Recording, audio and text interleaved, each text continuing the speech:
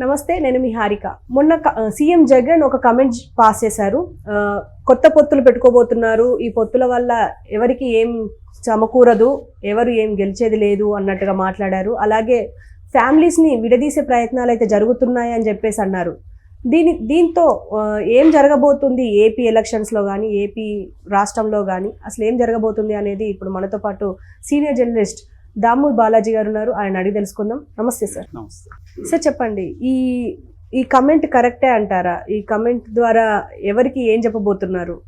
అంటే కరెక్టా కాదనే కంటే జగన్ ఏం చెప్పాడు, ఏం చెప్పదలుచుకున్నాడు జగన్ దీని ద్వారా అనేది మనం ఆలోచిస్తే, జగన్ కరెక్ట్గా ఏం చెప్పాడంటే కుటుంబాలని చేల్చుతున్నారు, కొత్త పొత్తులు పెట్టుకోబోతున్నారు, కొత్త మోసాలు చేయబోతున్నారు, అబద్ధాలు చెప్పబోతున్నారు అనేది ఆయన చెప్పింది.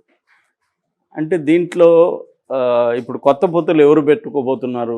ఆల్రెడీ జనసేన తెలుగుదేశం పొత్తులు ఉన్నాయి. కొత్త పొత్తులు అంటే ఆల్రెడీ బీజేపీ మాతో కలిసి వస్తుందని వాళ్ళు చెప్తున్నారు. అందులో కొత్త పొత్తు ఏం లేదు. రేపు బీజేపీ కలిసి వచ్చినా అది పాతగా అనుకున్నదే కాబట్టి అది కొత్త పొత్తు కాదు. కాబట్టి కొత్త పొత్తు అంటే ఏంది?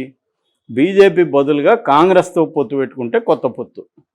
కాబట్టి జగన్ చెప్పదలుచుకుంది ఏంటంటే తెలుగుదేశం జనసేన కాంగ్రెస్తో పొత్తు పెట్టుకోబోతున్నాయి అనేది నెంబర్ 1 ఆస్పెక్ట్. దాన్ని మనం మాట్లాడదాం. రెండవ ఆస్పెక్ట్, కుటుంబాల్లో చిచ్చు పెట్టబోతున్నారు, కుటుంబాలని విడదీస్తున్నారు. ఎవరు కుటుంబాన్ని విడదీస్తున్నారు? వీళ్ళిద్దరూ నీది నాది విడదీయరు కదా, వచ్చి జగన్ కుటుంబాన్ని విడదీస్తున్నారు. అంటే జగన్ కుటుంబంలో ఎవరు విడిపోతున్నారు? షర్మిల. సో షర్మిలకి నాకు మధ్య గొడవ పెట్టబోతున్నారు, మా కుటుంబాన్ని విడదీస్తున్నారు అనేది రెండవ అంశం.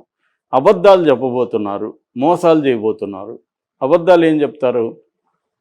షర్మిలకి ఆస్తి ఇవ్వలేదు, షర్మిలకి రాజకీయ వాటా ఇవ్వలేదు అనేది రేపు వీళ్ళు తీసుకుపోయి వచ్చే ప్రచారం. అంటే సొంత చెల్లికే ఇతను న్యాయం చేయలేదు, తల్లిని చెల్లిని పక్కన పెట్టాడు, బాబాయిని చంపేశాడు అనేది ఆల్రెడీ చెప్తున్నారు. దీన్ని ఇప్పుడు ఎఫెక్టివ్గా చెప్పడానికి లైవ్లో ఆ అమ్మాయి కూడా ఉంటుంది కదా, ఆ అమ్మాయి కూడా వచ్చి ఏం చెప్పాలి రేపు పొద్దున? ఓన్లీ కాంగ్రెస్ పార్టీకి ఓటేయండి అని చెప్పి ఊరుకోండలేదు కదా. ఖచ్చితంగా రేపు పొద్దున్న జగన్ని ఆమె కూడా విమర్శించాలి కదా, ఎందుకంటే అధికారంలో ఉన్నాడు జగన్. రెండవది, జగన్ కాదు నేనే వైఎస్ఆర్కి లీగల్గా సరైన వారసురాల్ని అని చెప్పుకోవాలి కదా. ఆల్రెడీ ఢిల్లీలో ఏం చెప్పింది ఆమె చేరేటప్పుడు? కాంగ్రెస్ పార్టీలు ఎందుకు చేరాను అన్నప్పుడు, కాంగ్రెస్ పార్టీ అతిపెద్ద సెక్యులర్ పార్టీ, ఈ దేశాన్ని పునాదుల నుంచి నిర్మించిన పార్టీ, అభివృద్ధి చేసిన పార్టీ, కాబట్టి నేను కాంగ్రెస్ పార్టీలో చేరుస్తున్నాను అనేది ఒక విషయం. రెండోది, వైఎస్ఆర్ తన జీవితాంతం కాంగ్రెస్లోనే పనిచేశాడు, కాంగ్రెస్ కోసమే పనిచేశాడు, చనిపోయడం కూడా కాంగ్రెస్ కోసమే చనిపోయాడు ఆయన. రెండవది, ఆయన జీవిత ఆశయం రాహుల్ని ప్రధానమంత్రి చేయడమే. అందువల్ల ఆయన ఇప్పుడు నేను కాంగ్రెస్లో చేరుతుంటే వైఎస్ఆర్ ఉంటే చాలా ఆనందించేవాడని కూడా చెప్పింది. అంటే అర్థమేమి? ఎక్కడ జగన్ మాట కానీ ఎక్కడ తీసుకురాలి, వైఎస్ఆర్కి నేనే అసలైన వారసురాల్ని అనేది ఆమె చెప్పకనే చెప్పింది. ఇప్పుడు ఇక్కడికి వచ్చినప్పుడు కూడా అదే చెప్పాలి. ఇప్పుడు ఈమె చెప్తా ఉంటే ఈమెకి ఏ రకంగా ప్రతిఘటన రాకుండా ఉంటుందా? ఆల్రెడీ స్టార్ట్ చేశారు. కొడాలి నాని ఈరోజు మాట్లాడింది ఏంటంటే క్లియర్గా, ఆమెకి తెలంగాణలో పార్టీ పెట్టింది, అదే వర్కౌట్ అవ్వలేదు కాబట్టి ఆమెకి ఇప్పుడు రాజకీయాలు అవసరం కాబట్టి ఆమెకి వేరే ఆల్టర్నేటివ్ లేదు, సొంత పార్టీ పెట్టుకునే పరిస్థితి లేదు కాబట్టి ఆమె కాంగ్రెస్లో చేరింది. కాంగ్రెస్లో చేరినాక ఆమె నేను ఆంధ్రప్రదేశ్కి వస్తాను, ఆంధ్రప్రదేశ్లో జగన్కు వ్యతిరేకంగా నిలబడతాను ఇవన్నీ ఏమి మాట్లాడట్లేదు. కానీ కాంగ్రెస్ అధిష్టానం అండమాన్లో చేయమన్నా చేస్తాను, ఆంధ్రప్రదేశ్లో చేయమన్నా చేస్తానని ఆమె చెప్పింది. అట్లాగే అనిల్ కూడా ప్రెస్తో మాట్లాడుతూ ఒక ప్రశ్న అడిగాడు, మీరు ఇప్పుడు ఆంధ్రప్రదేశ్కి వస్తే జగన్కి ఇబ్బందా అని అడిగితే ఇబ్బందే అని చెప్పాడు ఆయన ఓపెన్గా. అంటే జగన్కి ఇబ్బంది కలిగించే యాక్టివిటీ షర్మిల చేయబోతుందనే కదా అర్థం. దానికి ఆల్రెడీ కొడాలి నాని ఏమన్నా అంటే, జగన్ని ఇబ్బంది పెట్టే ఏ మనిషి అయినా ఏ పార్టీ అయినా మాకు శత్రువే అని ఆల్రెడీ డిక్లేర్ చేశాడు. అట్లాగే పెద్దిరెడ్డి జగన్కి వ్యతిరేకంగా అమ్మాయిగా నిలబడితే మాకు ప్రత్యర్థి అనేది కూడా ఓపెన్గా చేశాడు. అంటే రేపు క్లియర్గా షర్మిల జగన్కి లేదా వైసీపీకి ప్రత్యర్థి లేదా ఎనిమి అనేది డిక్లేర్ అయిపోతుంది. ఈ డిక్లేర్ అయిపోయినప్పుడు కుటుంబాల్లో ఉండే అనేక అంశాలు బయటికి తీస్తారు. తెలుగుదేశం మీడియా గమ్మునుండదు. ఎక్కడెక్కడ మొత్తం జగన్కి ఎన్ని ఆస్తులు ఉన్నాయి, ఈమెకి ఎన్ని రావాలి వాటాలు అవన్నీ తీయబోతారు.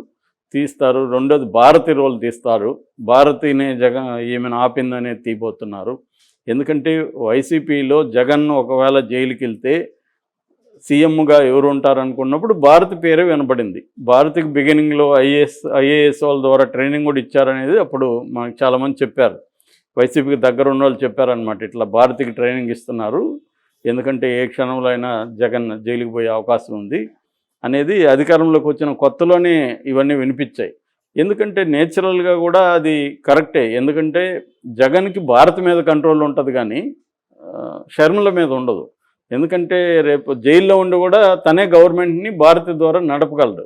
ఇప్పుడు మనకి ఆయన లల్లు ప్రసాద్ యాదవ్ అరెస్ట్ అయినప్పుడు రబ్రీదేవిని కూర్చోబెట్టారు, ఆమె ద్వారా ఇతను నడిపాడు జైల్లో నుంచి. అలాగే అదే మోడల్లో జగన్ జైల్లో ఉండి భారతి రెడ్డి ద్వారా నడుపుతాడు. అదే షర్మిలాని కూర్చోబెట్టామనుకో, షర్మిల ఎందుకు కంట్రోల్ ఉంటుంది?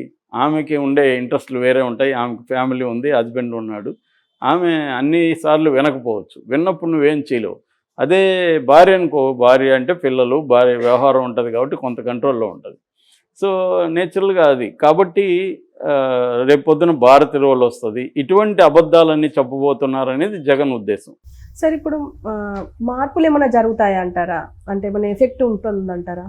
ఖచ్చితంగా ఒక ఎఫెక్ట్ ఏముంటుందంటే జగన్కి నెగిటివ్ ఎఫెక్ట్ ఏముంటుందంటే, జగన్ నుంచి బయటకు వచ్చిన వాళ్ళందరూ ఇటు వచ్చేస్తారు. వీళ్ళందరూ ఒక దగ్గర ఉండడం అనేది ఏమవుతుందంటే, జగన్కి సంబంధించిన అనేక విషయాలు వాళ్ళకి తెలుసు కాబట్టి వాళ్ళ అటాక్ వేరే రకంగా ఉంటుంది. ఖచ్చితంగా అగ్రెసివ్గా ఉంటుంది. ఇప్పుడు వాళ్ళు తెలుగుదేశంలోనూ జనసేనలో చేరితే వాళ్ళ అటాక్ తక్కువ ఉంటుంది. ఇక్కడ ఏంటంటే ఇక్కడ వాళ్ళే ఇంపార్టెంట్ కదా కాంగ్రెస్లో. ఇప్పుడు వీళ్ళందరూ తెలుగుదేశంలో పోయారనుకో, అక్కడ వాళ్ళ ఇంపార్టెన్స్ అంత ఉండదు కాబట్టి వాళ్ళకి మీడియా కూడా పెద్దగా స్పేస్ ఇవ్వదు. కానీ ఇక్కడ వీళ్ళే కాంగ్రెస్లో వీళ్ళే రేపు రాజకీయ నాయకులు మెయిన్గా కనబడేదంతా. నియోజకవర్గంలో అతనే ఉంటాడు. ఇప్పుడు ఆర్కే లాంటి వాళ్ళు వాయిస్కి అంతకుముందు ఆర్కే ఎవడికి తెలియదు, ఆళ్ళ రామకృష్ణారెడ్డి. ఇప్పుడు ఇవాళ ఆర్కే దానికి మొత్తం మెయిన్ స్ట్రీమ్ మీడియా అంతా ఆర్కేని అతన్ని ఒక లీడర్గా చేసేస్తున్నారు ఆల్రెడీ. సో రేపు పొద్దున వచ్చే వాళ్ళందరూ చేస్తారు. కాబట్టి వైసీపీలో ధీటుగా ఎదుర్కొనే వాళ్ళందరూ ఇటు వచ్చారనుకో, కొంతమంది వైసీపీకి ఇబ్బంది అవుతుంది. ఎందుకంటే ఇప్పుడు వైసీపీ బహుముఖంగా పోరాడాల్సి వస్తుంది. ఒక పక్క జనసేనతో పోరాడాలి, తెలుగుదేశంతో పోరాడాలి, కొత్తగా వచ్చిన ఇది ఇంకా ఎంబరాసింగ్. మొన్నటి వరకు చెల్లెలు గట్టిగా ఏమో అనలేము, ఎందుకంటే ఫ్యామిలీ. రేపు పొద్దున వీళ్ళిద్దరూ ఒకటయ్యారనుకో మళ్ళీ ఇబ్బంది. తిట్టలేరు కదా. ఇప్పుడు రోజా తెలుగుదేశంలో చంద్రబాబుని తిట్టినట్టుగా షర్మిలని తిట్టలేదు. ఆయమ్మ షర్మిలమ్మనే మాట్లాడుతున్నారు, చాలా బుద్ధిగా మాట్లాడుతున్నారు ఇప్పుడు కూడా.